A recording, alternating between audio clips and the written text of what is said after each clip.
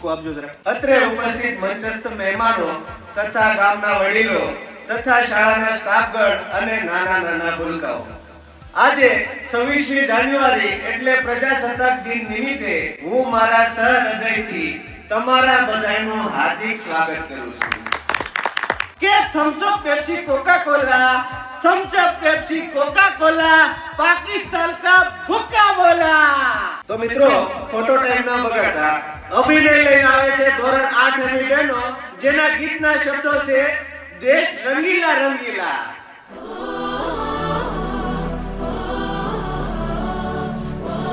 વાહ વાહ વાહ, ખૂબ સરસ બહેનો. ખૂબ સરસ પધાર્યા. હા હાલે પધારો પધારો પધારો.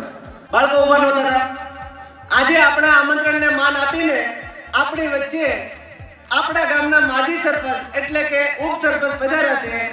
પાછળથી વડીલો ઊભા ન થાઓ, વડીલો ઊભા ન થાઓ. હજી તો તમે આવ્યા અને જાવું કરો છો. હજી તો તમે આવ્યા અને જાવું કરો છો.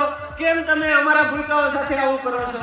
तुम दूध मांगोगे तो हम तुम्हें खीर देंगे, तुम कश्मीर मांगोगे तो हम तुम्हें चीर देंगे.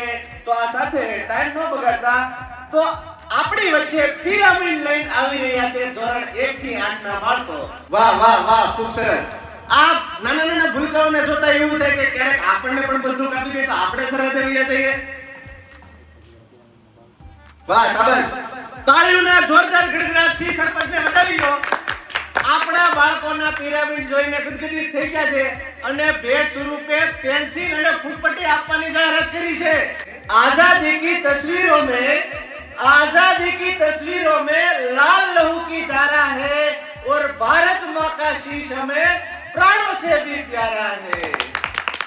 હવે મને ખબર જ છે કે ભૂલકાઓ ભૂખ્યા થયા છે, પણ ચિંતા ન કરો. શાળા તરફથી ગુંદી ગાંઠિયાનું આયોજન કરેલું જ છે.